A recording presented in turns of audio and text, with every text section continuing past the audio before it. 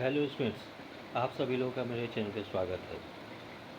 मेरे द्वारा आज समान अध्ययन का 150 प्रश्नों की श्रृंखला प्रस्तुत की जा रही है, जो कि आगामी सीडीपीओ परीक्षा, बीपीएससी सीडीपीओ परीक्षा और 67वीं बीपीएससी प्रारंभिक परीक्षा के लिए काफ़ी उपयोगी होगा। इस प्रकार से इसमें 150 प्रश्न हैं, जिसमें से करेंट अफेयर्स के एक भी प्रश्न नहीं है, तो उनको मैं अलग से करवा दूंगा आप लोग को। ठीक है, स्पीडी और घटना चक्र से। तो इस श्रृंखला में मैं आपको करेंट अफेयर्स और मैथ्स दो चीज़ छोड़कर मैं आप लोग को कुल 150 प्रश्न में से 140 प्रश्न मैं करवा दूँगा। ठीक है, इसमें से हम लोग देखते हैं। सबसे पहले पहला प्रश्न है, निम्नलिखित युग्मों में से कौन सही सुमेलित नहीं है। तो जैसे है पावना विद्रोह, इसका होने का वर्ष था 1873, तो ये सही है। दक्कन किसान विद्रोह,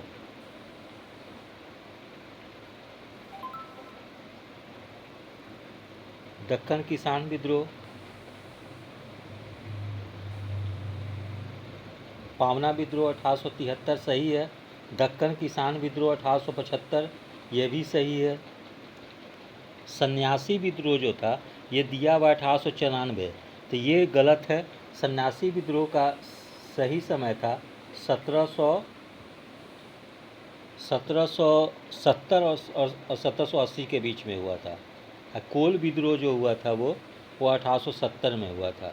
इस प्रकार से सन्यासी विद्रोह जो विकल्प सी जो दिया हुआ है वो गलत है वो। फिर आगे है, पृथ्वी प्रथम वीर उपाधि किसने ग्रहण की थी। तो ये समुद्रगुप्त की उपाधि थी। ठीक है, तो इसमें हम लोग देखते हैं कि समुद्रगुप्त ने अश्वमेध यज्ञ किया, जिसके बाद उसने पृथ्व्यामा प्रतिरथ की उपाधि ग्रहण की, जिसका अर्थ है ऐसा व्यक्ति जिसका पृथ्वी पर कोई प्रतिद्वंदी ना हो। ठीक है, अर्थात पृथ्वी का प्रथम वीर। उसके बाद तीसरा प्रश्न है, किस मुगल बादशाह को जिंदा पीर कहा जाता है। तो जिंदा पीर कहा जाता है मुगल शासक औरंगजेब को। ठीक है, तो औरंगजेब को धार्मिक कट्टरता के कारण जिंदा पीर कहा जाता था। उसने बहुत सारे कार्यों पर प्रतिबंध लगा दिया था, जैसे कलमा खुदवाना, 9 रोज़ रोज़ा का त्यौहार मनाना, गाना बजाना आदि। फिर प्रश्न 4 है, भारतीय राष्ट्रीय कांग्रेस की पूर्ववर्ती संस्था थी। तो भारतीय राष्ट्रीय कांग्रेस की पूर्ववर्ती संस्था जो थी वो थी इंडियन एसोसिएशन। तो विकल्प 4 विकल्प दिया गया है, ब्रिटिश इंडियन एसोसिएशन, विकल्प बी इंडियन एसोसिएशन, विकल्प सी इंडियन नेशनल यूनियन और विकल्प डी इंडियन लीग। तो विकल्प बी जो इंडियन एसोसिएशन है ये भारतीय राष्ट्रीय कांग्रेस की पूर्ववर्ती संस्था थी। सॉरी, इंडियन एसोसिएशन जो है वो भारतीय राष्ट्रीय कांग्रेस की पूर्ववर्ती संस्था थी। तो इंडियन एसोसिएशन ऑफ कलकत्ता की स्थापना 1876 में हुई। इसके प्रमुख नेता सुरेंद्र नाथ बनर्जी एवं आनंद मोहन बोस थे। यह भारतीय राष्ट्रीय कांग्रेस की पूर्ववर्ती संस्थाओं में से एक महत्वपूर्ण संस्था थी।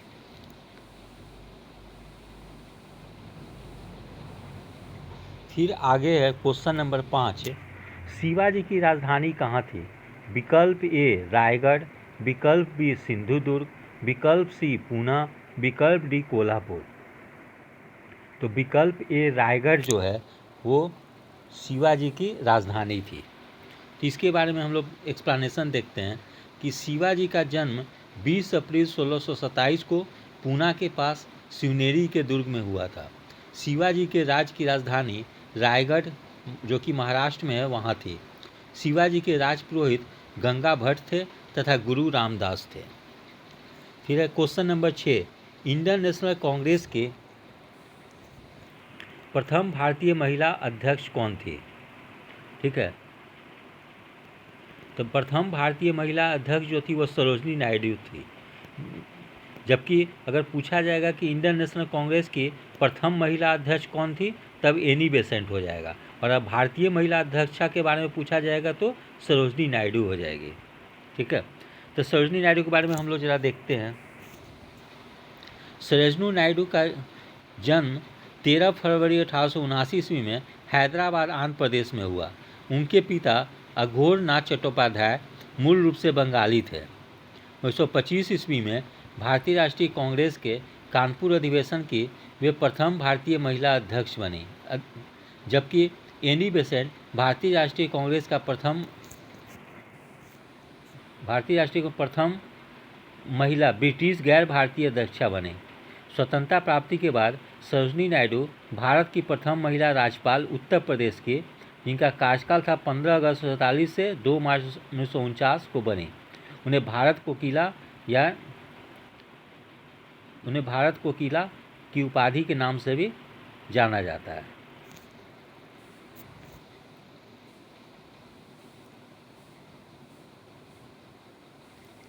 फिर आगे है क्वेश्चन नंबर 7। निम्नलिखित में से किस मुस्लिम शासक ने तीर्थ यात्रा कर समाप्त कर दिया था? ये था विकल्प ए बहलोल लोदी, विकल्प बी शेरशाह, विकल्प सी हुमायूं, विकल्प डी अकबर। तो अकबर ने तीर्थ यात्रा कर समाप्त कर दिया था। तो हम लोग जरा देखते हैं अकबर के बारे में। अगस्त 1563 ईस्वी में अकबर ने प्रयाग और बनारस में गो हत्या पर प्रतिबंध लगाया। तीर्थ स्थानों पर लगने वाला तीर्थ यात्रा कर की वसूली को बंद करवा दिया। ठीक है। फिर आगे हम लोग देखते हैं मद्रास महाजन सभा की स्थापना किस वर्ष हुई थी? महाजन सभा की स्थापना विकल्प ए 1880, विकल्प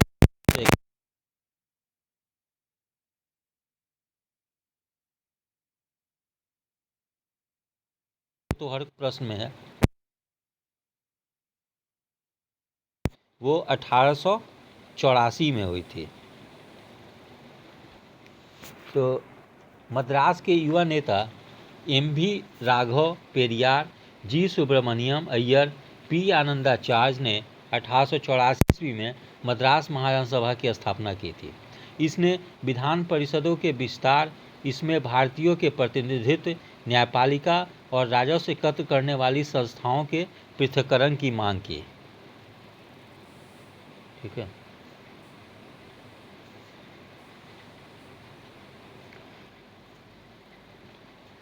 तो मद्रास महाजन सभा की स्थापना जो हुई थी 1884 में। फिर आगे है क्वेश्चन नंबर 9। राजनैतिक सुधारों को लेकर विरोध करने वाले पहले भारतीय कौन थे? ठीक है। तो विकल्प ए है दादा भाई नौरोजी, विकल्प बी है सुरेंद्र नाथ, विकल्प सी है राजा राम मोहन राय, विकल्प डी जो है वो है बाल गंगाधर तिलक, जबकि विकल्प ये है उपर्युक्त में से कोई नहीं। तो इसका आंसर हो जाएगा विकल्प डी,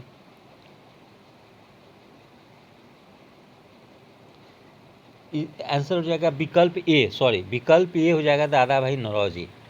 तो इसके बाद राजनीतिक सुधारों को लेकर विरोध करने वाले पहले भारतीय दादा भाई नौरोजी थे। इन्होंने 1853 में बॉम्बे एसोसिएशन तथा 1867 में लंदन में इंडियन एसोसिएशन और ईस्ट इंडिया एसोसिएशन की स्थापना की। फिर है प्रश्न संख्या 10। ट्रेड यूनियन आंदोलन के क्रांतिकारी चरण का समय था? तो ट्रेड यूनियन आंदोलन के क्रांतिकारी चरण का समय था 1900, विकल्प ए है 1939 से 1945, विकल्प बी है 1926 से 1939, विकल्प सी है 1918 से 1926, विकल्प डी है 1914 से 18। तो आंसर हो जाएगा विकल्प बी 1926 से 1939। इसका व्याख्या देखते हैं। ट्रेड यूनियन आंदोलन के क्रांतिकारी चरण 1926 से 1939 तक माना जाता है। 1937 में प्रांतीय सरकारों के गठन के बाद मजदूर आंदोलन फिर से सक्रिय हुए। फिर है question number 11। All India trade union Congress का प्रथम अध्यक्ष कौन था? तो विकल्प ए है बीबी गिरी, विकल्प बी एस.ए. डांगे, विकल्प सी पंडित जवाहरलाल नेहरू, विकल्प डी लाला लाजपत राय। तो विकल्प डी जो होगा वो लाला लाजपत राय है। अब विकल्प ये है उपयुक्त में से कोई नहीं, एक से अधिक। तो विकल्प डी जो है लाला लाजपत राय है वो आंसर होगा। अब इसका जरा व्याख्या देखते हैं हम लोग। All India trade union Congress का पहला सम्मेलन 31 अक्टूबर 1920 ईस्वी को बम्बई वर्तमान मुंबई में हुआ, जिसकी अध्यक्षता लाजपत राय ने की थी। प्रश्न संख्या 12, अखिल भारतीय किसान सभा के प्रथम सत्र की अध्यक्षता किसने की? तो अखिल भारतीय किसान सभा के प्रथम सत्र की अध्यक्षता विकल्प ए स्वामी सहजानंद, विकल्प बी इंदुलाल याज्ञिक, विकल्प सी NG रंगा, विकल्प डी PC जोशी। तो विकल्प ए स्वामी सहजानंद सरस्वती ने की। इसका व्याख्या हम लोग देखते हैं। अखिल भारतीय किसान कांग्रेस की स्थापना अप्रैल 1936 में हुई थी, जिसका नाम बाद में बदलकर अखिल भारतीय किसान सभा कर दिया गया। सहजानंद सरस्वती इसके अध्यक्ष तथा NG रंगा महासचिव चुने गए थे। पहले सम्मेलन में जवाहरलाल नेहरू भी शामिल थे।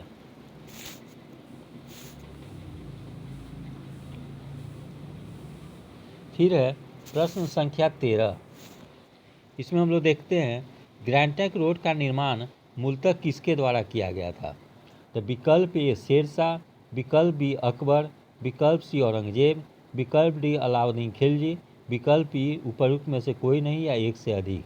तो ग्रैंड ट्रंक रोड का निर्माण मूलतः शेरशाह के द्वारा किया गया था। इसका व्याख्या देखते हैं। ग्रैंड ट्रंक रोड का निर्माण मूलतः शेरशाह सूरी के द्वारा किया गया था। यह सड़क बंगाल के सोनार गांव से लेकर आगरा, दिल्ली एवं लाहौर होते हुए सिंध तक जाता था। यह दक्षिण एशिया की सबसे पुरानी एवं सबसे लंबे मार्गों में से एक है।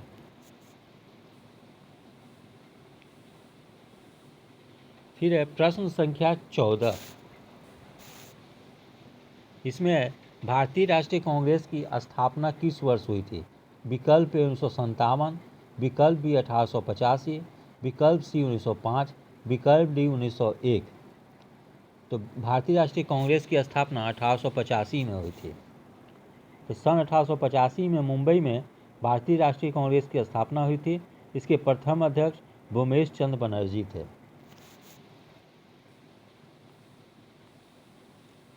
फिर प्रश्न संख्या 15, राजपूत प्रतिहार और पालों का संबंध है। विकल्प ए उत्पत्ति, विकल्प बी त्रिदिशीय संग्राम या त्रिपक्षीय संग्राम, विकल्प सी राज्य संग्राम, विकल्प डी द्विदिशीय संग्राम, विकल्प ई उपयुक्त में से कोई नहीं या एक से अधिक। तो इसमें हो जाएगा विकल्प बी जो होगा त्रिदिशीय संग्राम या त्रिपक्षीय संघर्ष से पाल, प्रतिहार और राजपूत जुड़े हुए थे। तो आंसर हो जाएगा बी। ठीक है, तो इसका जब व्याख्या देखते हैं हम लोग। राजपूत प्रतिहार एवं पाल वंश के राजाओं के बीच परमाधिकार के लिए त्रिदिशीय या त्रिपक्षीय संघर्ष हुआ था। फिर हम लोग देखते हैं प्रश्न संख्या 16। इसमें दिया गया है कि प्रश्न संख्या 16 में कि चौसा का युद्ध किस वर्ष लड़ा गया? विकल्प ए 1539 ईस्वी, विकल्प बी 1498 ईस्वी, विकल्प सी 1605 ईस्वी, विकल्प डी 1580 ईस्वी। तो चौसा का युद्ध जो लड़ा गया था 1539 में लड़ा गया था। विकल्प ए आंसर है। इसका व्याख्या देखते हैं हम लोग। शेरशाह ने बंगाल अभियान से लौटते हुए हुमायूं को 1539 ईस्वी में चौसा नामक स्थान पर पराजित किया था। फिर है प्रश्न संख्या 17, गौतम बुद्ध के संवादों की भाषा क्या थी? ए प्राकृत, बी पाली, सी मगधी, डी संस्कृत। तो इसका आंसर हो जाएगा विकल्प बी पाली। व्याख्या देखते हैं। पाली बौद्ध धर्म के ग्रंथों को दिया गया नाम है। हालांकि थाउडिंग की टिप्पणी संबंधी परंपरा कहती है कि गणित की भाषा मागडिली है, जो गौतम बुद्ध की बोली जाने वाली भाषा है। पाली शब्द मूल रूप से एक भाषा के बजाय एक वैमानिक पाठ या बीतने के लिए संदर्भित होता है और इसका वर्तमान उपयोग एक गलतफहमी पर आधारित है जो कई सदियों पहले हुई थी। द थ्राउडिंग कैनोन की भाषा मध्य इंडो आर्यन की एक बोली का एक संस्करण है, न कि मागाडी, जो बोलियों के होमोजिनाइजेशन द्वारा बनाई गई थी। इसमें बुद्ध की शिक्षाओं को मौखिक रूप से रिकॉर्ड किया गया था और प्रेषित किया गया था।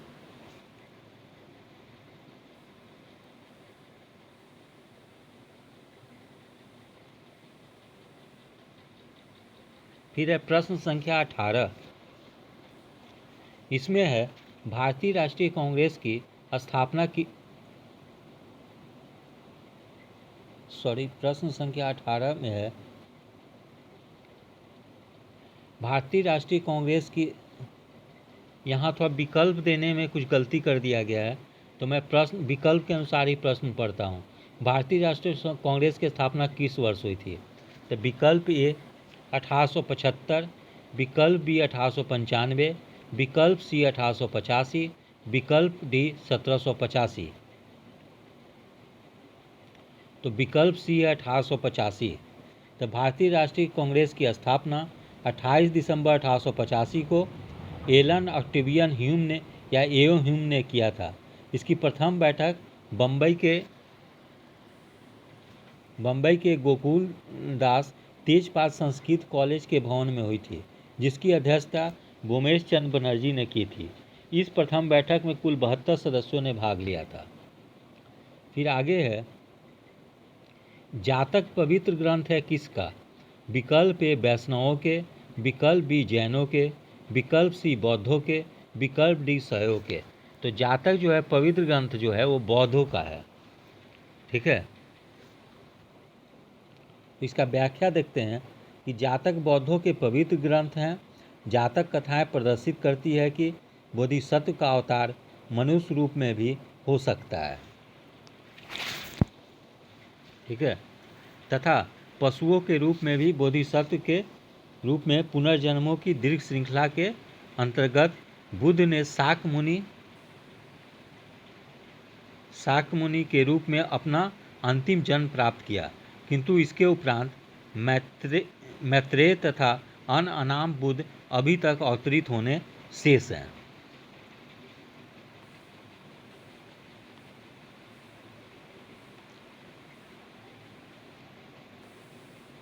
फिर आगे है प्रश्न संख्या 20।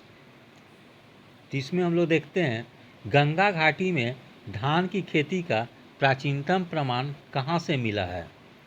तो विकल्प ए लहुरा देव, विकल्प बी सेनुवाड़, विकल्प सी सोगौरा, विकल्प डी कौशाम्बी, विकल्प ई उपयुक्त में से कोई नहीं या एक से अधिक। तो गंगा घाटी में धान की खेती का प्राचीनतम प्रमाण हमें लहुरा देव से मिला है। तो इसमें हम लोग देखते हैं व्याख्या, मध्य गंगा घाटी में स्थित संत कबीर नगर उत्तर प्रदेश के लहुरा देव गाँव में धान की खेती के प्राचीनतम प्रमाण 700 ईसा पूर्व प्राप्त हुआ है। फिर प्रश्न संख्या 21 है, भारत में किस शिलाश्रय से सर्वाधिक चित्र प्राप्त हुए हैं? विकल्प ए घघरिया, विकल्प बी भीमबेटका, विकल्प सी लेखाहिया, विकल्प डी आदमगढ़। तो इसका आंसर है विकल्प बी भीमबेटका। व्याख्या है, भीमबेटका की खोज का श्रेय उज्जैन विश्वविद्यालय के प्रोफेसर वाकनकर को है। ये गुफाएं मध्य प्रदेश की राजधानी भोपाल से 60 किलोमीटर दक्षिण में भीमबेटका नामक पहाड़ी पर स्थित है। इनमें प्रस्तुत सामग्री प्राप्त हुई है वह 30,000 ईसा पूर्व से 10,000 ईसा पूर्व की है। इस पहाड़ी पर लगभग 600 प्राचीन गुफाएं प्राप्त हुई है, जहां करीब 275 गुफाओं में चित्रों के अवशेष प्राप्त हुए हैं। फिर है प्रश्न संख्या 22। मुगल काल में जजमानी प्रथा क्या थी? तो मुगल काल में जजमानी प्रथा थी, विकल्प ए एक राजस्व प्रथा जिसमें भूमि की विभिन्न इकाइयों की राजस्व वेतनों के बदले में अधिकारियों को दी जाती थी। विकल्प बी एक प्रशासनिक व्यवस्था जिसमें प्रभावशाली व्यक्तियों, मिलिट्री कमांडरों तथा अन्य विख्यात व्यक्ति को उनके पदानुक्रम में पदों की श्रेणियों का क्रम निर्धारित किया जाता था। विकल्प सी, एक पारंपरिक व्यवस्था जो ग्रामीण भारत में किसानों तथा अन्य व्यावसायिक वर्गों के मध्य विद्यमान था। तो ये जो विकल्प सी जो दिया हुआ है, यही आंसर है। एक पारस्परिक व्यवस्था जो ग्रामीण भारत में किसानों तथा अन्य व्यावसायिक वर्गों के मध्य विद्यमान था। और विकल्प डी है, एक वाणिज्यिक व्यवस्था जो बड़े पैमाने के लिए शहरी भारत में विकसित हुई। और विकल्प ई है, उपरोक्त में से कोई नहीं या एक से अधिक। फिर प्रश्न संख्या 23 है, निम्न में से किसने टका अथवा रुपया से अभिहित चांदी की मुद्रा का प्रवर्तन किया।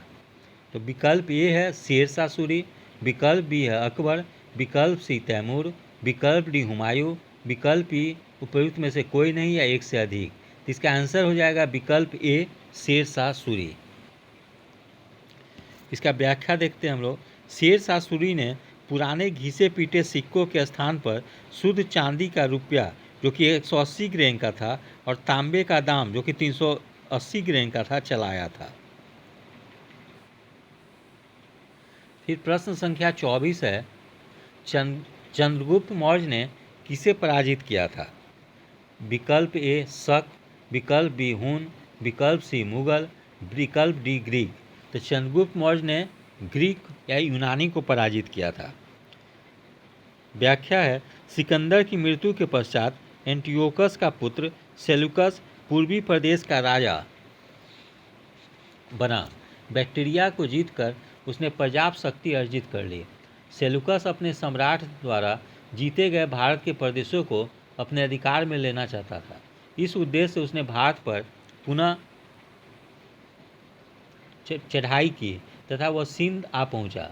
उसने सिंधु नदी पार की और चंद्रगुप्त की सेना से उसका सामना हुआ, परंतु वह चंद्रगुप्त द्वारा पराजित हुआ। फिर है प्रश्न संख्या 25, जवाहरलाल नेहरू ने कितनी बार भारतीय राष्ट्रीय कांग्रेस के अध्यक्ष बने। तो विकल्प ए 1 बार, विकल्प बी 2 बार, विकल्प सी 3 बार, विकल्प डी 4 बार, विकल्प ई उपयुक्त में से कोई नहीं या एक से अधिक। तो इसमें हो जाएगा विकल्प डी 4 बार। तो जवाहरलाल नेहरू 4 बार भारतीय राष्ट्रीय कांग्रेस के अध्यक्ष बने थे। तो जवाहरलाल नेहरू भारतीय राष्ट्रीय कांग्रेस के इसका आंसर हो जाएगा विकल्प ई हो जाएगा। 5 बार वो बने थे, इसलिए विकल्प ई हो जाएगा, उपयुक्त में से कोई नहीं। ठीक है। तो जवाहरलाल नेहरू भारतीय राष्ट्रीय कांग्रेस के 5 बार अध्यक्ष बने। पहली बार लाहौर अधिवेशन 1929 में, दूसरी बार लखनऊ अधिवेशन 1936 में, तीसरी बार दिल्ली अधिवेशन 1951 में, चौथी बार हैदराबाद अधिवेशन 1953 में और 5वीं और अंतिम बार कल्याणी अधिवेशन 1954 में। इस प्रकार जवाहरलाल नेहरू भारतीय राष्ट्रीय कांग्रेस के 5 बार अध्यक्ष बने थे। ठीक है, इसलिए आंसर हो जाएगा विकल्प ई।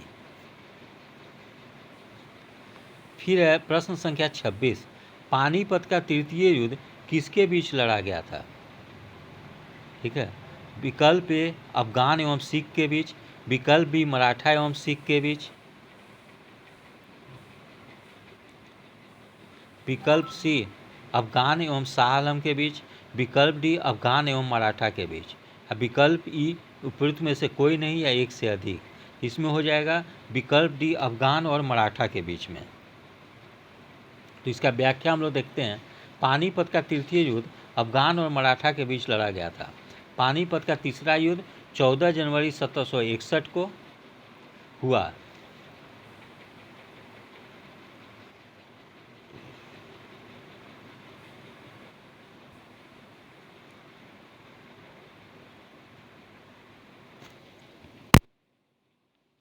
जनवरी 1761 को हुआ। पानीपत के तीसरे युद्ध के समय पेशवा बालाजी बाजीराव थे। बालाजी बाजीराव को ही नाना साहब के नाम से भी जाना जाता था। इस युद्ध में मराठों की हार हुई। अफगानों का नेतृत्व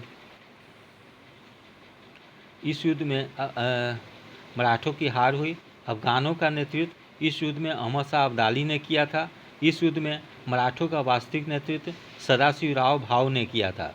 पानीपत के तीसरे युद्ध में मराठों का नाम मात्र का नेतृत्व विश्वास राव ने किया था। प्रश्न संख्या 27, निम्नलिखित में से किसे मुगल बादशाह द्वारा बुरहान उल मुल्क की उपाधि प्रदान की गई थी? ठीक है, तो विकल्प ए शहादत खान, विकल्प बी नादिर शाह, विकल्प सी अहमद शाह अब्दाली, विकल्प डी सरफराज जंग और विकल्प ई उपयुक्त में से कोई नहीं या एक से अधिक।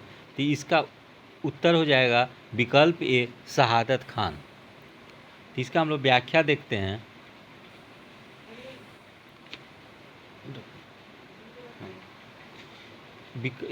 इसका व्याख्या हम लोग देखते हैं। शहादत खान का मुग़ल बादशाह द्वारा बुरहान उल मुल्क की उपाधि प्रदान की गई। शहादत खान को यह उपाधि मुग़ल बादशाह मोहम्मद शाह ने दिया था। शहादत खान का मूल नाम मीर मोहम्मद अमीन था। शहादत खान अवध में स्वतंत्र राज्य के संस्थापक। इनका शासनकाल था 1722 से 1739 था।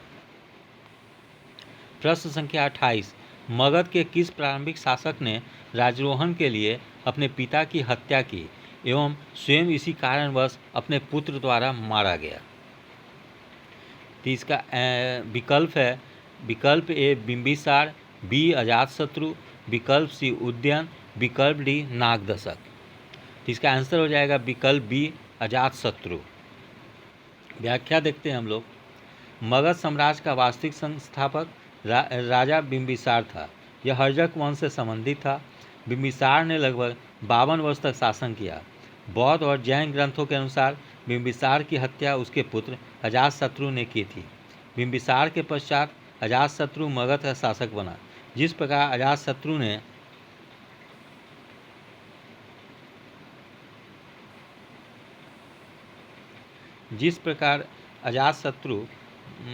ने अपने पिता की हत्या की थी, उसी प्रकार वह अपने पुत्र उदयन द्वारा मारा गया। फिर है प्रश्न संख्या 29, हर्ष के दरबार में वेनसांग को एक दूत के रूप में किसने भेजा था? विकल्प ए ताई सुंग, विकल्प बी तुंग कुआन, विकल्प सी कू येन वू, विकल्प डी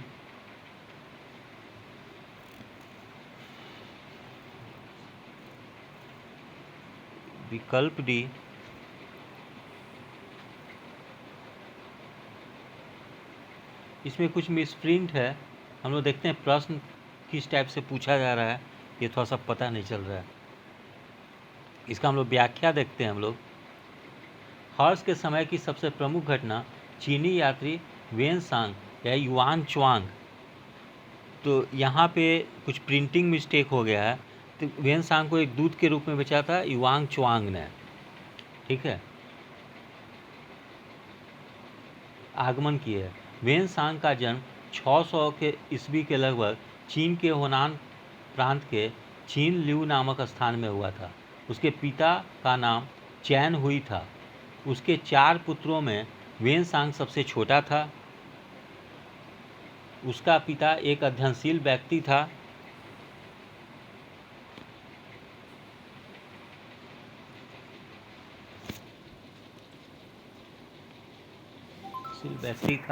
जिसका प्रभाव वेनसांग पे पड़ा। वह बचपन में गंभीर मनोवृत्ति का था। उसे धार्मिक पुस्तकें प्रिय थी। 23 वर्ष की आयु में वह अपने बड़े भाई के साथ लोयंग के बौद्ध मठ में रहने लगा। भारत में महात्मा बुद्ध के चरण चिन्हों द्वारा पवित्र किए गए स्थानों को देखने तथा पवित्र बौद्ध ग्रंथों को उनकी मूल भाषा में अध्ययन हेतु भारत आया था। ये प्रश्न में थोड़ा सा संदेह है, पता नहीं किस तरह से क्वेश्चन पूछना चाह रहे थे। यहाँ थोड़ा डाउट हो रहा है, थोड़ा प्रिंटिंग मिस्टेक है, इसलिए इस प्रश्न को मैं छोड़ दे रहा हूँ। फिर प्रश्न संख्या 30, अकबरनामा जो था किसने लिखा था? तो विकल्प ए अब्दुल रहीम खान खाना, विकल्प बी फैजी, विकल्प सी अब्दुल कादिर बदायूनी, विकल्प डी अबुल फजल। तो अकबरनामा जो लिखा गया था वो अबुल फजल के द्वारा लिखा गया था, अतः इसका आंसर होगा विकल्प डी।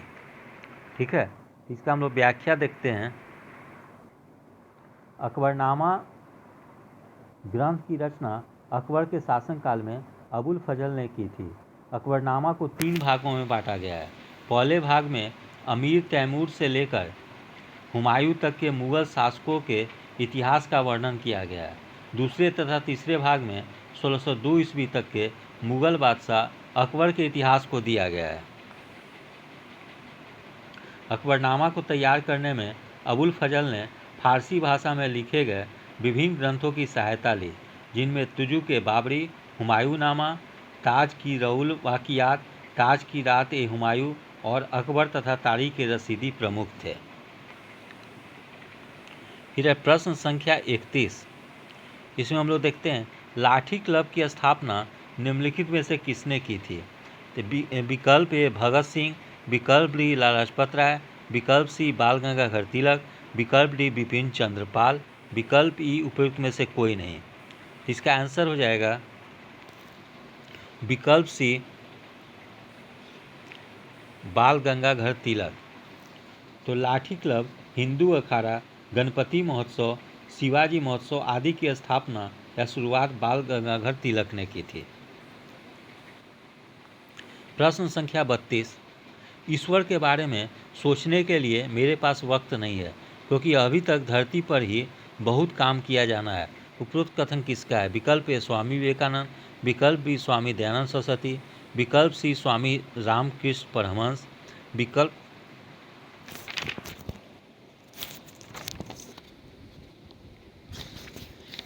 डी स्वामी ईश्वर चंद्र विद्यासागर।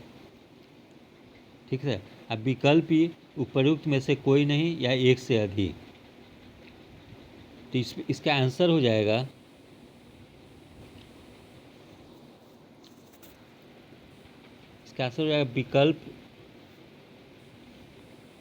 विकल्प डी स्वामी ईश्वर चंद्र विद्यासागर। इसका व्याख्या देखते हैं हम लोग। ईश्वर है या नहीं यह पूछे जाने पर ईश्वर चंद्र विद्यासागर का जवाब था, ईश्वर के बारे में सोचने के लिए मेरे पास वक्त नहीं है, क्योंकि अभी इस धरती पर ही बहुत काम किया जाना है।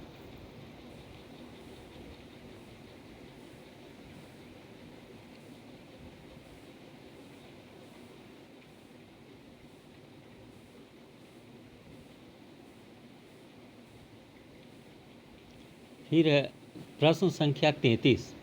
तो ब्राज़ील में विशाल कहवा बागानों को क्या कहा जाता था। विकल्प ए स्टेट, विकल्प बी स्टेसियाज, विकल्प सी खोजेस, विकल्प डी फजेंडा। तो ब्राज़ील में विशाल कहवा के बागान को फजेंडा कहा जाता था। इसका व्याख्या देखते हैं हम लोग।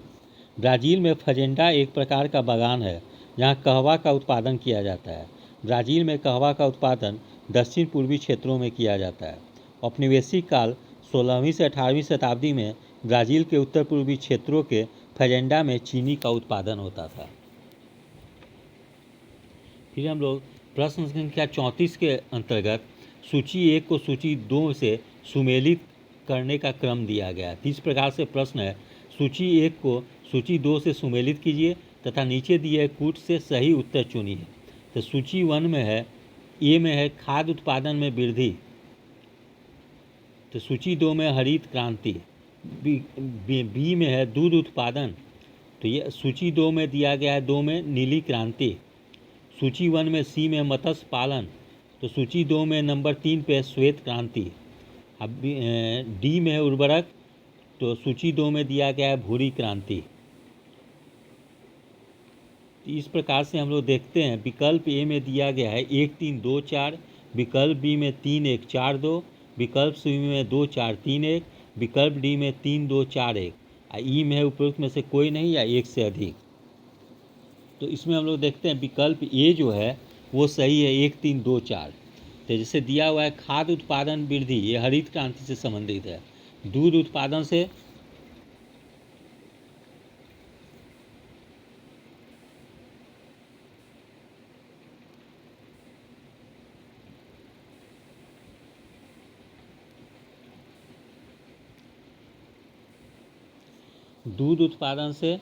श्वेत क्रांति संबंधित है। मत्स्य उत्पादन से नीली क्रांति संबंधित है और उर्वरक उत्पादन से भूरी क्रांति संबंधित है। फिर प्रश्न संख्या 35 में है, निम्नलिखित नदियों में से किसका उद्गम भारत में नहीं है। ठीक है, इसमें हम लोग देखते हैं विकल्प ए है, सतलज, विकल्प बी रावी, विकल्प सी चेनाब, विकल्प डी ब्यास। तो विकल्प ए जो है सतलज जो है उसका उद्गम भारत में नहीं है। इसमें व्याख्या देखते हैं हम लोग।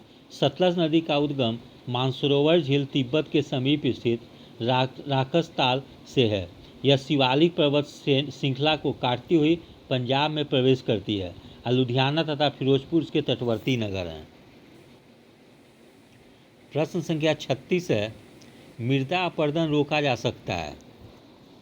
ठीक है, ए है अति कटाई द्वारा, विकल्प बी है वनस्पति के उन्मूलन द्वारा, विकल्प सी है वनारोपण द्वारा, विकल्प डी है पक्षी संख्या में वृद्धि करके, विकल्प ई है उपरोक्त में से कोई नहीं या एक से अधिक।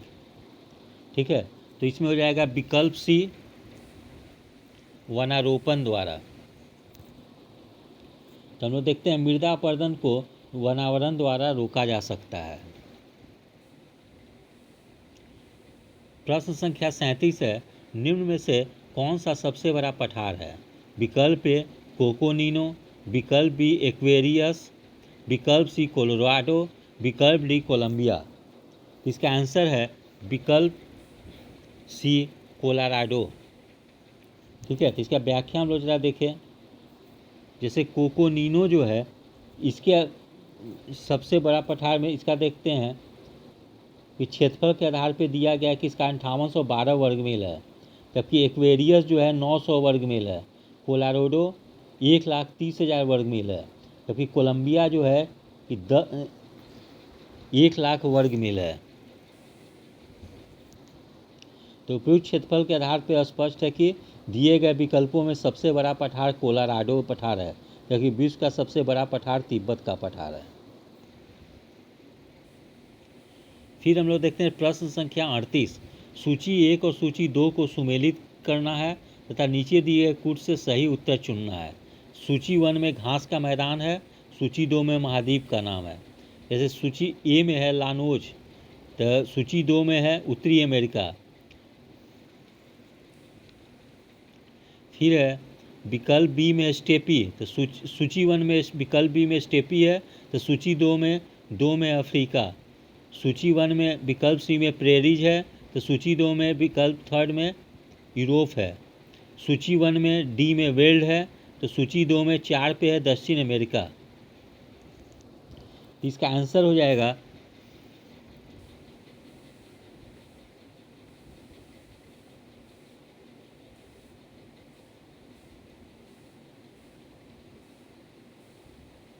विकल्प ए।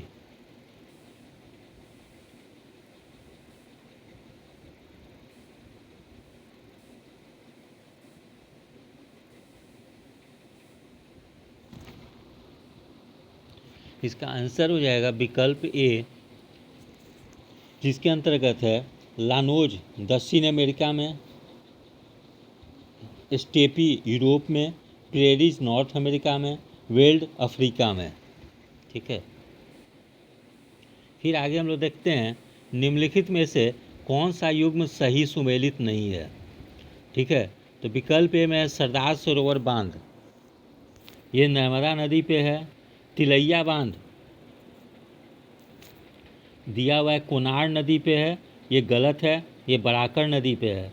जबकि गांधी सागर बांध चंबल नदी पे है, सही है। नागार्जुन सागर बांध कृष्णा नदी पे है, जबकि विकल्प ई उपयुक्त में से कोई नहीं या एक से अधिक। तो इसका सही आंसर हो जाएगा विकल्प बी, जो कि गलत है, सुमेलित नहीं है। तिलैया बांध जो है कि बराकर नदी पे है। फिर है सूची 1 और सूची 2 का सुमेल कीजिए तथा नीचे दिए गए कूट से सही उत्तर चुनिए। तो सूची 1 में जनजाति का नाम है, सूची 2 में राज्य का नाम है। तो सूची 1 में जैसे है टोडा, सूची 1 में है टोडा, तो सूची 2 में राज्य का नाम है, एक में सिक्किम। फिर है सूची 1 में बी में है लेप्चा, तो सूची 2 में नंबर 2 पे है मेघालय। सूची 1 में है विकल्प सी में बिरहोर, तो सूची 2 में है विकल्प 3 पे तमिलनाडु, सूची 1 में गारो है, तो सूची 2 में नंबर 4 पे झारखंड है। इसका सही आंसर हो जाएगा विकल्प बी 3142। इसमें हम लोग देखते हैं से टोड्डा तमिलनाडु से संबंधित है, लेप्चा सिक्किम से, बिरहोर झारखंड से, गारो मेघालय से। प्रश्न संख्या 41, निम्नलिखित में से कौन सा युग्म सही सुमेलित नहीं है? जैसे हम लोग देखते हैं एड्रियाटिक सागर की रानी, ये है आपका दिया हुआ है रोम में दिया हुआ है सुमेलित, ये सुमेलित नहीं है, ठीक है, ये वेनिस में स्थित है। एड्रियाटिक सागर की रानी जो है वेनिस को कहा जाता है, इसीलिए ये गलत है। फिर विकल्प भी है लोरेन कोयला क्षेत्र फ्रांस में है, वेस्ट मिडलैंड्स बर्मिंघम में है, टूला रूस में है, ठीक है। फिर प्रश्न संख्या 42 है, दक्षिण भारत की नदियां प्रमुख रूप से निम्नलिखित में से कौन सा अपवाह तंत्र या ड्रेनेज पैटर्न्स रखती है? विकल्प ए अड़िये, विकल्प बी खंडित, विकल्प सी वृक्षनुमा, विकल्प डी जालीदार, विकल्प ई उपयुक्त में से कोई नहीं। इसमें आंसर हो जाएगा विकल्प ए अड़िये या रेडियल। तो हम लोग देखते हैं प्रायद्वीप भारत की नदियाँ वृद्धावस्था में है और उनका कार्य केवल निक्षेप करना है। ऐसी स्थिति में प्रायद्वीप भारत की नदियाँ का प्रवाह आर्य होगा। एक निश्चित आकृति में व्यवस्थित ताराओं का समूह क्या कहलाता है? विकल्प ए आकाशगंगा, विकल्प बी नक्षत्र, विकल्प सी एंड्रोमीडा, विकल्प डी सौरमंडल, ठीक है। तो इसका हो जाएगा विकल्प बी नक्षत्र। तो व्याख्या देखते हैं हम लोग, खगोल शास्त्र में आकाश में दिखने वाले कुछ लगभग बराबर चमकीले तारों का ऐसा समूह जो हमें एक तल से स्थित दिखता है तारामंडल अथवा नक्षत्र कहलाता है।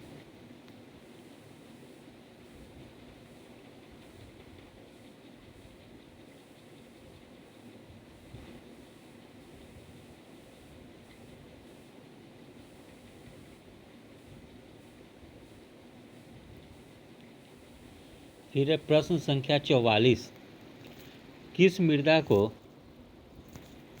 कम सिंचाई की आवश्यकता होती है क्योंकि वह मृदा नमी को रोक रखती है? तो जैसे विकल्प ए जलोढ़ मिट्टी, विकल्प बी काली मिट्टी, विकल्प सी लाल मिट्टी, विकल्प डी लेटराइट मिट्टी, विकल्प ई उपयुक्त में से कोई नहीं या एक से अधिक। तो काली मिट्टी जो है वो कम सिंचाई की आवश्यकता होती है क्योंकि वह मृदा नमी को रोके रखती है, इसीलिए आंसर होगा विकल्प बी काली मिट्टी। व्याख्या हम लोग देखते हैं, काली मिट्टी जिसे रेगुर मिट्टी एक परिपक्व मिट्टी है जो मुख्यतः दक्षिण प्रायद्वीपीय पठार के लावा क्षेत्र में पाई जाती है। कपास के उत्पादन के लिए सर्वाधिक उपयुक्त मिट्टी है, इसकी जल धारण क्षमता अधिक है, यही कारण है कि यह मिट्टी शुष्क कृषि के लिए अनुकूल है। प्रश्न संख्या 45, पृथ्वी के गोलाप का 70% से अधिक भाग घिरा हुआ है। विकल्प ए जल से, विकल्प बी स्थल से, विकल्प सी वन से, विकल्प डी हिमनद से, विकल्प ई उपयुक्त में से कोई नहीं या एक से अधिक। इसका सही आंसर हो जाएगा विकल्प ए जल से। तो पृथ्वी का 70% से अधिक भाग जल से घिरा है। प्रश्न संख्या 46, टोर्नेडो जो है पृथ्वी की एक भयंकर आंधी है जो मुख्य रूप से उठती है। विकल्प ए अमेरिका में, विकल्प बी मध्य एशिया में, विकल्प सी चीन में, विकल्प डी दक्षिण एशिया में। तो इसका आंसर हो जाएगा विकल्प ए अमेरिका में। तो टोर्नेडो तूफान जो है अमेरिका में उठती है। फिर है प्रश्न संख्या 47, तिब्बत के पठार की समुद्र तल से ऊंचाई है। विकल्प ए 2 किलोमीटर, विकल्प बी 3 किलोमीटर, विकल्प सी 4 किलोमीटर, विकल्प डी 5 किलोमीटर। इसका आंसर हो जाएगा विकल्प डी 5 किलोमीटर।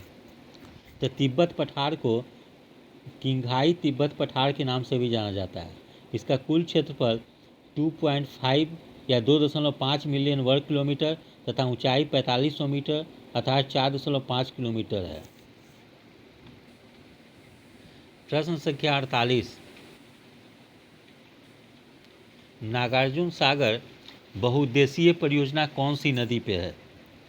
तो प्रश्न विकल्प ए है ताप्ती, विकल्प बी कोसी, विकल्प सी गोदावरी, विकल्प डी कृष्णा। तो नागार्जुन सागर बहुउद्देशीय परियोजना कृष्णा नदी पे है। इसका व्याख्या है, नागार्जुन सागर बहुउद्देशीय परियोजना वर्तमान में तेलंगाना राज्य के कृष्णा नदी पर अवस्थित है। इसका निर्माण 1966 में हुआ और 1967 में प्रधानमंत्री इंदिरा गांधी ने उद्घाटन किया था। कृष्णा नदी महाबलेश्वर के समीप पश्चिम घाट के पास से निकलती है। प्रश्न संख्या 49, निम्न में से किस राज्य में अनुसूचित जाति के लोगों की संख्या सबसे अधिक है? तो विकल्प ए है बिहार, विकल्प बी पश्चिम बंगाल, विकल्प सी उत्तर प्रदेश, विकल्प डी पंजाब। इसका आंसर है विकल्प सी उत्तर प्रदेश। भारत में अनुसूचित जाति के लोगों की सर्वाधिक जनसंख्या उत्तर प्रदेश राज्य में पाई जाती है, जबकि सर्वाधिक प्रतिशत 31.9% जनसंख्या पंजाब में है। तो इस प्रकार अगर संख्या में पूछा जाए तो उत्तर प्रदेश और प्रतिशत में अगर पूछा जाए तो पंजाब हो जाएगा। दोनों याद रखेंगे। फिर प्रश्न संख्या 50 है, मलक्का जल संयोजी में आने जाने की सुविधाएं हैं। विकल्प ए हिंद महासागर से चीन सागर तक, विकल्प बी लाल सागर से भूमध्य सागर तक, विकल्प सी अटलांटिक महासागर से प्रशांत महासागर तक, विकल्प डी भूमध्य सागर से काला सागर तक, विकल्प ई उपयुक्त में से कोई नहीं या एक से अधिक। तो इसका आंसर हो जाएगा विकल्प ए हिंद महासागर से चीन सागर तक। ठीक है, तो व्याख्या हम लोग देखते हैं। मलक्का जल संधि अंडमान सागर और चीन सागर को जोड़ती है। क्योंकि अंडमान सागर हिंद महासागर का ही भाग है, अतः यह जल संधि हिंद महासागर से चीन सागर तक आने जाने की सुविधाएं प्रदान करता है। भारत इस जल संधि को सुरक्षा प्रदान करता है। फिर प्रश्न संख्या 51 है, मैकमोहन रेखा सीमा रेखा बनाती है। विकल्प ए भारत और चीन के बीच, विकल्प बी भारत और पाकिस्तान के बीच, विकल्प सी भारत एवं म्यांमार के बीच, विकल्प डी भारत एवं नेपाल के बीच, विकल्प ई उपयुक्त में से कोई नहीं या एक से अधिक। तो इसमें हम लोग देखते हैं कि मैकमोहन रेखा जो है कि भारत और चीन के बीच सीमा रेखा बनाती है। तो व्याख्या हम लोग देखते हैं। मैकमोहन रेखा ब्रिटिश भारत और तिब्बत के बीच हुए शिमला सम्मेलन अक्टूबर 1913 से जुलाई 1914 द्वारा निर्धारित की गई थी। वर्तमान में यह ब्रह्मपुत्र नदी के साथ असम घाटी से संपूर्ण तिब्बत वर्तमान चीन को भारत से अलग करती है। सर हेनरी मैकमोहन शिमला समझौते के वार्ताकार थे। उन्हीं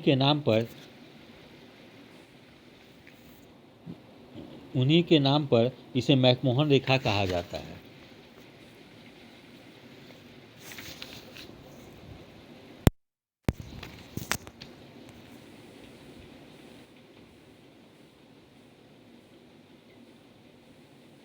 फिर प्रश्न संख्या 52, निम्न में से किसमें ओजोन की सर्वाधिक सांद्रता मिलती है? विकल्प ए है ट्रोपोस्फीयर, विकल्प बी मेसोस्फीयर, विकल्प सी स्ट्रेटोस्फीयर, विकल्प डी एक्सोस्फीयर, विकल्प ई उपयुक्त में से कोई नहीं या एक से अधिक। तो इसमें आंसर हो जाएगा स्ट्रेटोस्फीयर, विकल्प सी, क्योंकि स्ट्रेटोस्फीयर में ओजोन की सर्वाधिक सांद्रता मिलती है। हम लोग व्याख्या देखते हैं कि वायुमंडल की सबसे निचली परत को क्षोभ मंडल या ट्रोपोस्फीयर कहा जाता है। इसके ऊपर क्रमशः स्ट्रेटोस्फीयर या समताप मंडल, उसके बाद मेसोस्फीयर मध्य मंडल तथा एक्सोस्फीयर बहिर्मंडल आते हैं। ओजोन की सर्वाधिक सांद्रता पृथ्वी की परत से 15 से 50 किलोमीटर के ऊपरी सतह स्ट्रेटोस्फीयर समताप मंडल से मिलती है। ओजोन ऑक्सीजन का एक प्रकार है, लेकिन ऑक्सीजन के विपरीत यह एक विषैली गैस है। प्रत्येक ओजोन O3 के अणु 3 ऑक्सीजन के अणुओं से मिलकर बना है। प्रश्न संख्या 53। भारत में धारणीय विकास के दृष्टिकोण से विद्युत उत्पादन का सबसे अच्छा स्रोत कौन सा माना जाएगा? विकल्प ए कोयला, विकल्प बी खनिज तेल गैस, विकल्प सी जल विद्युत, विकल्प डी परमाणु ऊर्जा। इसका आंसर हो जाएगा विकल्प सी जल विद्युत। व्याख्या हम लोग देखते हैं। भारत में धारणीय विकास के दृष्टिकोण से विद्युत उत्पादन का सबसे अच्छा स्रोत जल विद्युत है। एक तो इसमें प्रदूषण नहीं होता है और दूसरे उसके शीघ्र समाप्त होने की संभावना नहीं है। प्रश्न संख्या 54। निम्न में से कौन नदी जो है रिफ्ट घाटी से होकर बहती है? विकल्प ए गंगा, विकल्प बी ब्रह्मपुत्र, विकल्प सी नर्मदा, विकल्प डी कृष्णा। तो नर्मदा नदी जो है रिफ्ट घाटी या भ्रंश घाटी से होकर बहती है। व्याख्या हम लोग देखते हैं। नर्मदा नदी छत्तीसगढ़ के मैकाल पहाड़ियों में अमरकंटक पठार से निकलती है। नर्मदा नदी कुछ प्रभावशाली महाखंडों से होकर गुजरती है, जिसमें सबसे भव्य है जबलपुर के निकट धुआंधार जलप्रपात। जबलपुर से पश्चिम की ओर बढ़ते हुए महानदी जो है बिंद तथा सतपुरा श्रेणी के बीच एक विभ्रंश से होकर गुजरती है। प्रश्न संख्या 55। उत्तरी पूर्वी मानसून से सबसे अधिक वर्षा प्राप्त करने वाला राज्य कौन सा है? तो विकल्प ए असम, विकल्प बी पश्चिम बंगाल, विकल्प सी तमिलनाडु, विकल्प डी उड़ीसा। तो इसका उत्तर हो जाएगा विकल्प ई उपरोक्त में से कोई नहीं है, एक से अधिक। इसका उत्तर हो जाएगा विकल्प सी तमिलनाडु। व्याख्या हम लोग देखते हैं। भारत में सितंबर महीने में मानसून का प्रत्यावर्तन शुरू हो जाता है, जिसका कारण सूर्य के दक्षिणायन या ITCZ इंटरट्रॉपिकल कन्वर्जेंस जोन का दक्षिण की ओर खिसकना है। निवर्तन मानसून बंगाल की खाड़ी जलवाष्प ग्रहण कर पूर्वी तटीय भागों में वर्षा कराती है। अक्टूबर-नवंबर में उत्तरी सरकार क्षेत्र में, जबकि नवंबर-दिसंबर में तमिलनाडु तट पर वर्षा होती है। प्रश्न संख्या 56 है। चोराबाड़ी ग्लेशियर उत्तराखंड के किस जिले में है? विकल्प ए में चमोली, विकल्प बी में उत्तरकाशी, विकल्प सी में रुद्रप्रयाग, विकल्प डी में पिथौरागढ़, विकल्प ई में उपयुक्त में से कोई नहीं या एक से अधिक। तो इसमें हम लोग देखते हैं कि चोराबाड़ी ग्लेशियर जो है उत्तराखंड के रुद्रप्रयाग जिले में है। व्याख्या है। चोराबाड़ी जो है ग्लेशियर जो है उत्तराखंड के रुद्रप्रयाग जिले में है। इसका कुल क्षेत्रफल 15 वर्ग किलोमीटर है और यह गढ़वाल हिमालय क्षेत्र में केदारनाथ के करीब स्थित है। फिर प्रश्न संख्या 57 है। पृथ्वी की जुड़वा बहन कहे जाने वाली ग्रह का नाम क्या है? तो पृथ्वी की जुड़वा बहन कही जाने वाले ग्रह का नाम है विकल्प ए बुध, विकल्प बी शुक्र, विकल्प सी मंगल, विकल्प डी प्लूटो, विकल्प ई उपरोक्त से कोई नहीं, एक से अधिक। तो इसका आंसर हो जाएगा विकल्प बी शुक्र। तो शुक्र जो व्याख्या है, शुक्र सूर्य से निकटवर्ती दूसरा ग्रह है। यह सूर्य की प्रदक्षिणा 225 दिनों में पूरा करता है। यह पृथ्वी के सर्वाधिक निकट स्थित है। इसका द्रव्यमान व आकार पृथ्वी के समान है, इसलिए इसे पृथ्वी का जुड़वां ग्रह भी कहते हैं। शुक्र ग्रह को पृथ्वी के बहन ग्रह भी कहा जाता है। यह सौर मंडल का सर्वाधिक चमकीला ग्रह है। ठीक है। बुध की तरह इसे भी सुबह का तारा तथा शाम का तारा कहा जाता है।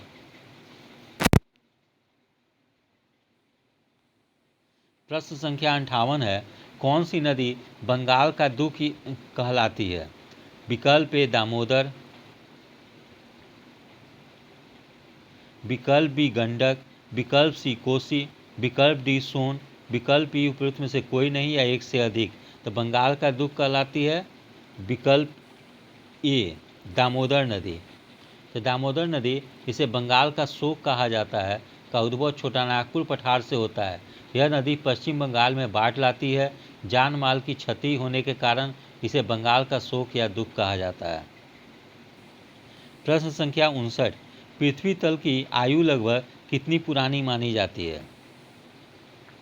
विकल्प ए 300 बिलियन वर्ष, विकल्प बी 4.6 बिलियन वर्ष, विकल्प सी 150 बिलियन वर्ष, विकल्प डी 100 बिलियन वर्ष, विकल्प ई उपरोक्त से कोई नहीं या एक से अधिक। तो इसका सही आंसर हो जाएगा 4.6 बिलियन वर्ष। व्याख्या है, आज से लगभग 4.6 बिलियन वर्ष पहले सौरमंडल का विकास हुआ, इसमें ग्रहों तथा उपग्रहों का निर्माण हुआ।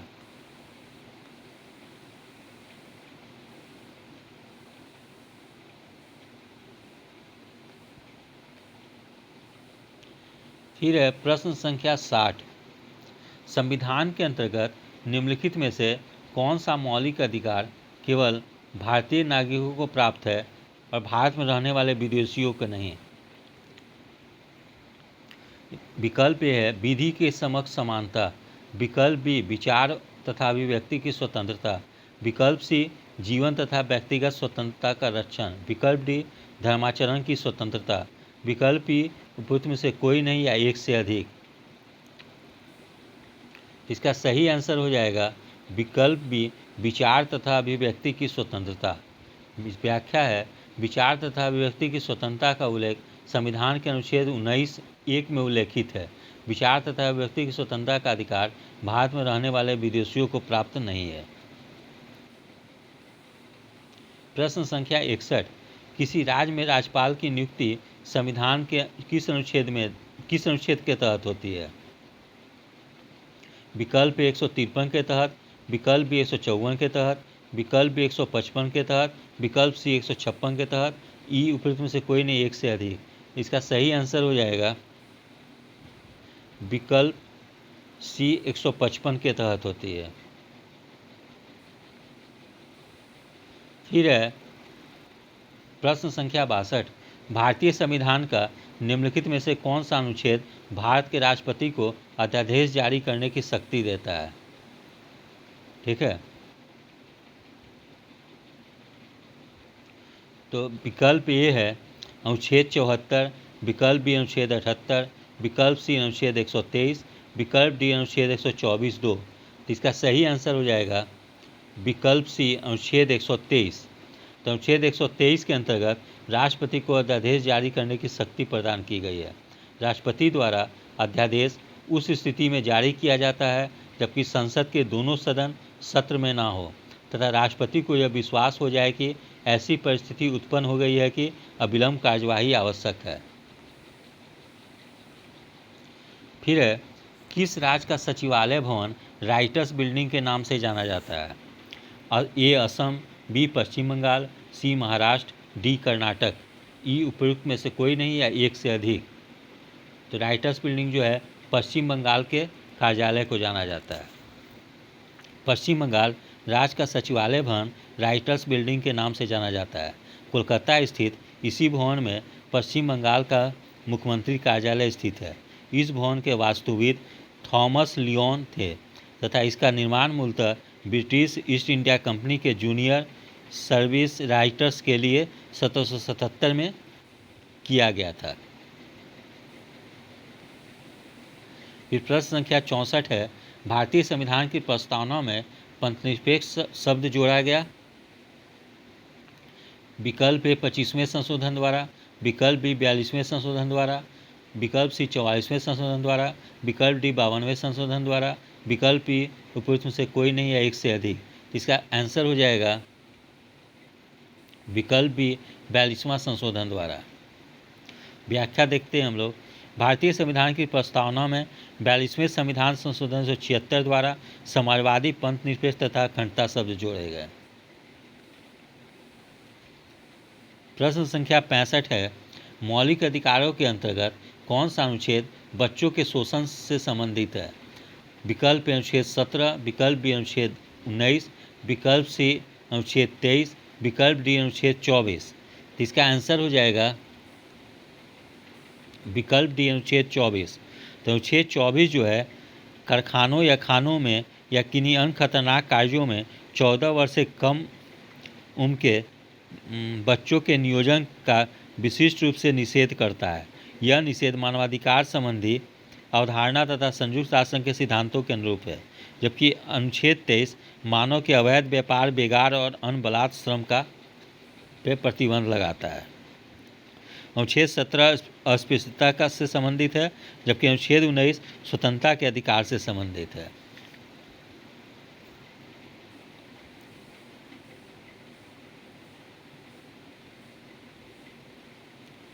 फिर है प्रश्न संख्या 66, निम्न में से कौन राज्य सूची में है?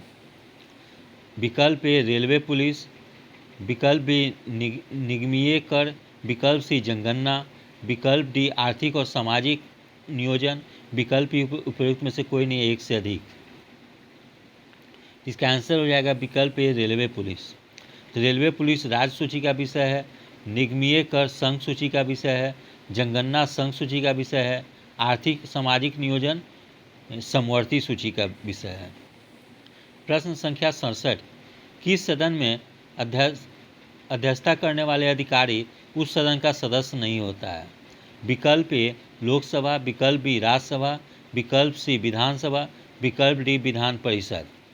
इसका आंसर हो जाएगा विकल्प बी राज्यसभा, क्योंकि राज्यसभा का जो अध्यक्षता करते हैं या सभापति जो होते हैं वो उपराष्ट्रपति होते हैं, और उपराष्ट्रपति जो है कि इसके सदस्य नहीं होते हैं।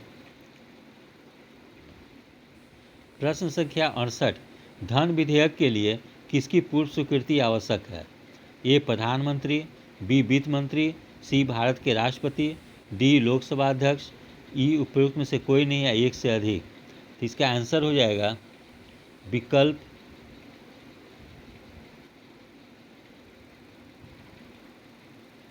विकल्प सी हो जाएगा, भारत के राष्ट्रपति। तो भारत के संविधान के अनुच्छेद 111 के अनुसार धन विधेयक के लिए राष्ट्रपति की पूर्व स्वीकृति आवश्यक है। प्रश्न संख्या 69, पंचायती राज की त्रिस्तरीय प्रणाली में आते हैं विकल्प ए ग्राम पंचायत, पंचायत समिति, ब्लॉक समिति, विकल्प बी ग्राम पंचायत, ब्लॉक समिति, जिला परिषद, विकल्प सी ब्लॉक समिति, जिला परिषद, पंचायत समिति, विकल्प डी ग्राम पंचायत, पंचायत समिति, जिला परिषद, विकल्प ई उपयुक्त से कोई नहीं, एक से अधिक। इसका आंसर हो जाएगा विकल्प डी, ग्राम पंचायत, पंचायत समिति और जिला परिषद। तो पंचायती राज में त्रिस्तरीय प्रणाली आती है, ग्राम पंचायत, पंचायत समिति तथा जिला परिषद, जबकि पश्चिम बंगाल में 4 स्तरीय है, ग्राम पंचायत, अंचल पंचायत, आंचलिक पंचायत तथा जिला परिषद। ज्ञातव्य है कि कई राज्यों में 1 स्तरीय और 2 स्तरीय पंचायती व्यवस्थाएं भी है। प्रश्न संख्या 70, कौन राज्य सबसे अधिक प्रतिनिधि लोकसभा में भेजता है? विकल्प ए बिहार, विकल्प बी मध्य प्रदेश, विकल्प सी पश्चिम बंगाल, विकल्प डी उत्तर प्रदेश। इसका आंसर हो जाएगा विकल्प डी उत्तर प्रदेश। तो लोकसभा में सबसे अधिक प्रतिनिधि उत्तर प्रदेश 80 सांसद को भेजता है। प्रश्न संख्या 71, संघीय मंत्रिपरिषद के मंत्री उत्तरदायी होते हैं विकल्प ए प्रधानमंत्री के प्रति, विकल्प बी राष्ट्रपति के प्रति, विकल्प सी संसद के प्रति, विकल्प डी लोकसभा के प्रति, विकल्प ई उपयुक्त में से कोई नहीं या एक से अधिक। इसका आंसर हो जाएगा विकल्प डी, केवल लोकसभा के प्रति। तो भारतीय संविधान के अनुच्छेद 75(3) के अनुसार मंत्रिपरिषद लोकसभा के प्रति सामूहिक रूप से उत्तरदायी होती है। फिर है प्रश्न संख्या 72, भारत के प्रथम उपराष्ट्रपति कौन थे? विकल्प ए डॉक्टर जाकिर हुसैन, विकल्प बी डॉक्टर एस राधाकृष्णन, विकल्प सी बीवी गिरी, विकल्प डी जीएस पाठक, विकल्प ई उपयुक्त में से कोई नहीं है, एक से अधिक। तो डॉक्टर सर्वपल्ली राधाकृष्णन का उपराष्ट्रपति के रूप में कार्यकाल 1952 से 1962 तक तथा राष्ट्रपति के रूप में कार्यकाल 13 मई 1962 से 13 मई 1967 तक रहा। फिर है प्रश्न संख्या 73, भारत के संविधान में वर्तमान में शामिल है कि कितनी धाराएं? तो विकल्प ए 295 धाराएं, विकल्प बी 444 धाराएं, विकल्प सी 259 धाराएं, विकल्प डी 301 धाराएं, विकल्प उपयुक्त में से कोई नहीं, एक से अधिक। इसका सही आंसर हो जाएगा विकल्प बी 444 धाराएं। व्याख्या देखते हैं। भारत के संविधान में वर्तमान में 444 धाराएं हैं।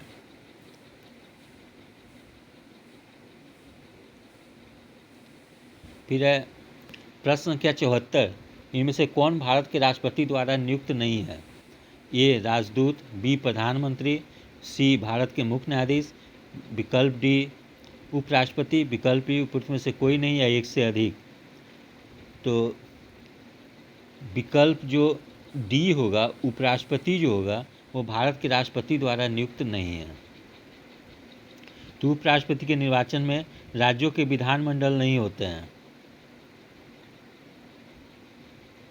निर्वाचन में संसद के दोनों सदनों के कुल सदस्य भाग लेते हैं। निर्वाचन अनुपातिक प्रतिनिधित्व प्रणाली के अनुसार एकल संक्रमणीय प्रणाली द्वारा होता है। प्रश्न संख्या 75, निर्वाचन आयुक्त हटाया जा सकता है। विकल्प ए मुख्य निर्वाचन आयुक्त द्वारा, विकल्प बी प्रधानमंत्री द्वारा, विकल्प सी मुख्य निर्वाचन आयुक्त के परामर्श पर राष्ट्रपति द्वारा, विकल्प डी भारत के मुख्य न्यायाधीश द्वारा, विकल्प ई उपयुक्त में से कोई नहीं या एक से अधिक। इसका आंसर हो जाएगा